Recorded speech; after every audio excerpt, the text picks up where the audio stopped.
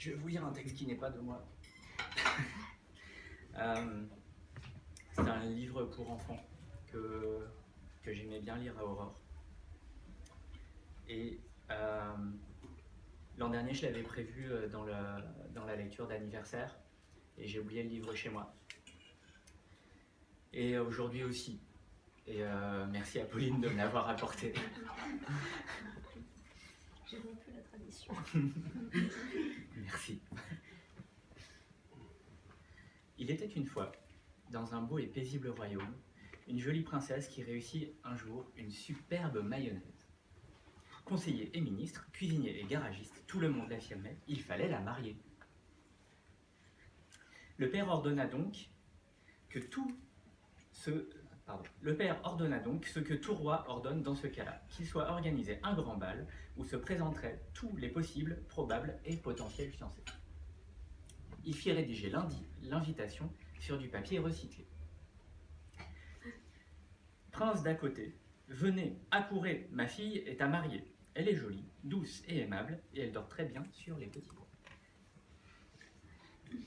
Le papier recyclé, c'est important, c'est des concepts, il faut les inculquer très tôt. Après, c'est trop tard. Je pense qu'on jetait l'invitation dans la poubelle jaune. La princesse les vit donc arriver, ces princes d'à côté. En file, sur le chemin, un à un, ils baisèrent sa main.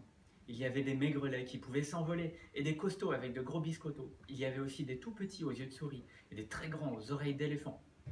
Il y avait encore des courageux qui étaient pleins de bleu, et des prudents qui allaient à pas lents. Il y en eut bien un qui retint l'attention de l'assemblée une minute ou deux. Un très grand, très fort et très courageux. C'est qu'il débarqua dans un tel fracas qu'il était impossible qu'on ne le remarquât pas. Mais quand il fit crisser les pneus de sa Harley sur le splendide tapis en peau d'Yéti, la princesse manqua de s'étrangler. « Ma carpette adorée !» L'héritage de tante Zoé. Non, vraiment, merci bien, celui-là, il ne lui disait rien. Le roi fut fâché du contretemps, mais il voulut retenter sa chance. Il envoya par-delà les frontières des cartes postales sur la terre entière. Prince d'un peu plus loin, mettez-vous en chemin. Ma fille offre sa main. Elle est jolie, douce et aimable, et raconte 1001 histoires. La princesse les vit arriver au petit matin, ces princes d'un peu plus loin. Enfilent sur le chemin, un à un, ils baisèrent sa main. Il y en avait des blancs comme le lait et blonds comme les blés, et d'autres dont la peau noire brillait comme l'air du soir.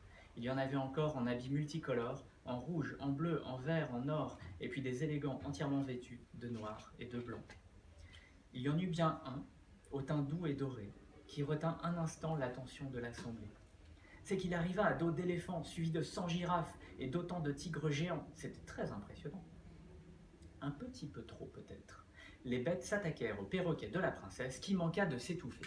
« Mon coco adoré !» L'héritage de tante Zoé. Non, vraiment, merci bien. Celui-là, il ne lui disait rien. Le roi râla, c'est sûr, mais ne s'avoua pas vaincu. Il avait dans son bureau une excellente connexion Internet branchée sur tous les univers, même les plus extraordinaires. Il envoya donc son courriel.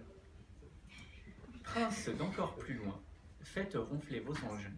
Ma fille vous attend dès demain. Elle est jolie, douce et aimable, et rêve de vivre dans les étoiles.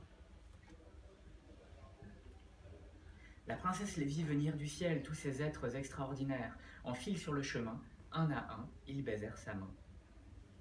Il arrivait d'en haut des super-héros aux capes belles comme des drapeaux, et quelques très savants sorciers bien calés sur leurs balais. Il y avait aussi de géniaux scientifiques aux 1000 inventions fantastiques, et de grands champions du monde de foot, de course ou d'aviron. Il y en eut bien un qui retint un instant l'attention de l'assemblée. Un Superman masqué, champion de karaté, qui avait inventé l'eau froide à réchauffer. Sauf que pour faire sa démonstration, il attrapa un gros flacon et mit le feu dans le salon. C'était une bouteille neuve de Chanel numéro 9, une fragrance extrêmement chère au pipi de dromadaire. La princesse manqua de s'étrangler. « Mon parfum préféré !» L'héritage de tante Zoé. Non, vraiment, merci bien. Celui-là, il ne lui disait rien. Le roi faillit exploser. Mais avant de perdre sa royale dignité, il résolut de questionner de nouveau ses sujets. Ministres et conseillers, cuisiniers et garagistes, tout le monde l'affirmait, il fallait appeler la fée. Elle seule saurait les aider. Le roi, cette fois, décida d'y mettre les moyens. On sortit le plus beau parchemin, un délicat velin, rehaussé de dorures, décoré d'enluminure. Madame la fée, venez sans tarder, ma fille est à désespérer.